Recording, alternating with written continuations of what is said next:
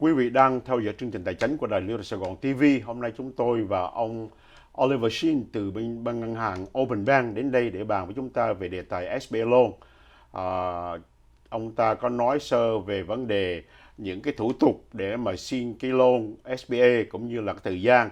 Ông ta sẽ đi thêm chi tiết về vấn đề là làm sao để quý vị sửa soạn cho cái để mà xin cái loan của SBA loan. So now that we know everything about that we want to know about loans, so how should we prepare? Sure. So I don't want borrowers to feel overwhelmed. Well, sometimes we are.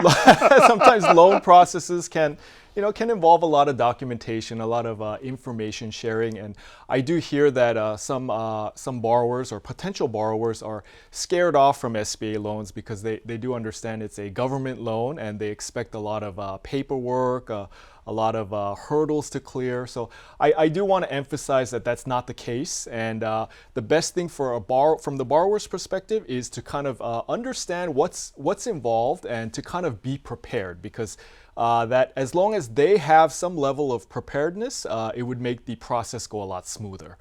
So one of the main things that borrowers should consider before applying for the SBA loan is to maintain good financial documents. So as we talked about before, tax returns are going to be required. At least 3 years of tax return filings for both business, on the business level, and on the personal level as well. And as much as possible, if they have current year financial statements available, that would help to kind of smooth out the process as well. And for borrowers that have existing debt, maybe they have an existing conventional commercial loan or maybe even an existing SBA loan, whether it be a 7A loan or even an EIDL loan. So those loans, if you do have existing debt, it's important to make sure that the lender is aware that there is outstanding debt. And please provide copies of loan statements or debt schedules so the lender can factor in some of that existing debt into their analysis. So it's all about maintaining good financial records and providing evidence of loan statements, financial statements, tax returns.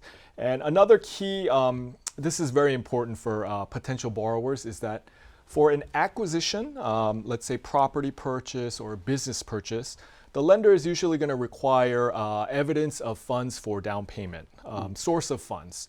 So if you do have a transaction that involves a capital injection or a down payment, it's very important to document that source of the funds. Where is that money now, and how long has it been there? So if you do have the down payment fund sitting in a deposit account, very easy. You would just request 2 months or 3 months of deposit statements to provide to the lender to show that the down payment is available and is ready to be used.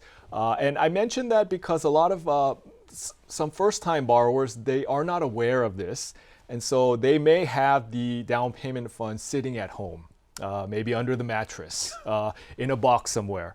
So they don't realize until last minute that Bitcoin. Bitcoin, so they do need to have it available, hopefully in a deposit account, so that we can verify that through bank statements and we can see that the funds have been there for quite some time, whether it be 1 month, 2 months, or 3 months sitting in that account.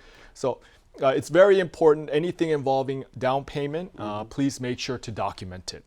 Just document, but if it's like a gift from a family member, it's okay too, as long as you can prove it's been gifted. Sure. Okay, so if you are utilizing a gift, we would want the same from the giftor. If the giftor has the funds, please document that it is in an account or it is available through bank statements or investment account statements. Bitcoin, if it's in cryptocurrency, we can see statements for that as well. I see. Now, so you want the information, financial information, and tax returns from the principal borrowers. Correct. But what if you have like 3-4 partners in a business? So let's say like you have 4 partners in the business and each owns 25%. Okay. Do you want documents from all of them? That's a good question because that does bring up the SBA's requirement for a personal guarantee. So for complicated types of ownership structures that involve multiple partners or multiple shareholders, What the SBA requires is that anybody that has 20% or more ownership interest in the business, they are required to provide a personal guarantee. So when they say they're required to provide a personal guarantee, we do need to collect the full set of documentation from them, all of their tax returns, a loan application, and all that good stuff. Thank you. Kính thưa quý vị, chúng tôi có hỏi ông Oliver là trong trường hợp mà nếu trường hợp mình có làm ăn chung với những người khác, ví dụ như là 4 người partner với nhau, thì là nếu mà mình phải submit những information như là thuế má và bảng lời lỗ, thì tất cả mọi người có phải submit hay không? Thì ông ta có nói là cái luật của bên SBA là những người nào own 20% trở lên thì phải submit những cái đó. Một điểm khác chúng tôi có hỏi ông Oliver là trong trường hợp là mình mua, ông ta có nói là nếu mà mình mua một cái property hay là một cái business thì mình phải chứng minh cái tiền down payment nó phải nằm trong ngân hàng. Nếu mà quý vị có mà như là crypto hoặc là Bitcoin cũng được, nhưng mà mình phải chứng minh nó nằm ở trong ngân hàng. Chúng tôi có hỏi ví dụ là trường hợp mà mình có một cái down payment mà gifted từ một người trong gia đình cho mình thì cái đó có được hay không? Ông ta nói là cái đó cũng được, với điều kiện là mình phải có giấy tờ chứng minh, chứng nhận và từ cái người cho, và cái tiền bạc đó nó phải nằm trong ngân hàng, chứ không phải là quý vị dùng tiền mặt để dành ở trong tủ sắt ở nhà mình rồi mang đến đưa cho ngân hàng. So, what else should we prepare? So going back to our last conversation about the partners, so that's another thing is you do want to identify early on in the process, especially if you are dealing with multiple individuals or multiple partners, what type of ownership structure will you be using for the business? Now, if it's an existing business, obviously you already have your ownership structure all set. However, if you are looking to acquire a new business with multiple partners, it's important to know what type of organization are you going to set up, if you are going to set up anything at all. Will this be run as a general partnership? Will you establish a corporation, maybe a limited liability company? So it's important to kind of identify how the ownership structure is going to be organized.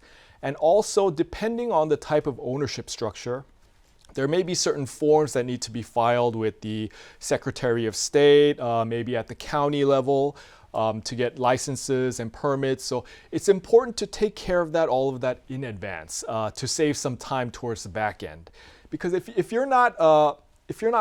haven't finalized your structure yet and you plan to do so at the end, we may start requiring certain documents that we didn't expect to from the beginning, and that might delay the loan process a bit. So it's always important, anything that requires filing with the Secretary of State or any other agency, you want to make sure to get that done way in advance, just to be prepared. Yes. Now, in terms of preference, does the bank or the SBA prefer one form of business over another? Say like LLC, corporation, or LP, or they all treat it the same? They don't really favor any one structure over the other. Now, from a lender's perspective, there may be certain types of structures that may be a bit more complicated. However, it's the borrower's discretion. Yeah, it doesn't matter, Sure. even for sole proprietorship also. Correct, yes. Now, one of the notes I see here is a business plan also for, let's say if somebody is buying a new business. So is a business plan important in a SBA loan process? Well, if we're talking if you are looking to acquire an existing business, an existing business already has a track record. We look at the financials, we kind of gauge how they're performing from the financials. We also would do a site inspection, so we would go and visit the business just to kind of observe how they are doing. However, for anything involving a startup business, you're using the loan proceeds to start from scratch, from the ground up. Something like that would require a business plan, just because there's nothing for us to really reference. We may look at the applicant's prior business history. However, as far as a subject business is concerned, a business plan would be key for any type of startup or new business. Brand new or start Correct. business. Yes. So, well, tell us how we can apply a loan with you. Absolutely. So You give us your contact information. sure, sure. So I will. I do have my contact information provided here. So you can reach me either via email, or you can give me a call if you want to, have a conversation about your business needs. And also, I am including the contact information of our business development manager, Ms. Ngoc Tin Nguyen. So if you want somebody, I think she would be a better contact if you're more of a Vietnamese-speaking borrower, so that you can contact her or myself directly. Thank you so much. If you have a few more words before we end the program, that's fine. So, yeah, please do. Yeah, so I just want to reiterate that the SBA application process is not something to be scared of or to be intimidating. So we're here to help. So any sort of questions that you may have to kind of guide you along through the application process, that's what we're here for. So thank you very much, Tony. Thank you so much for coming to our show. Thank you for having me. Yeah. Thank you. Xin kính chào quý vị.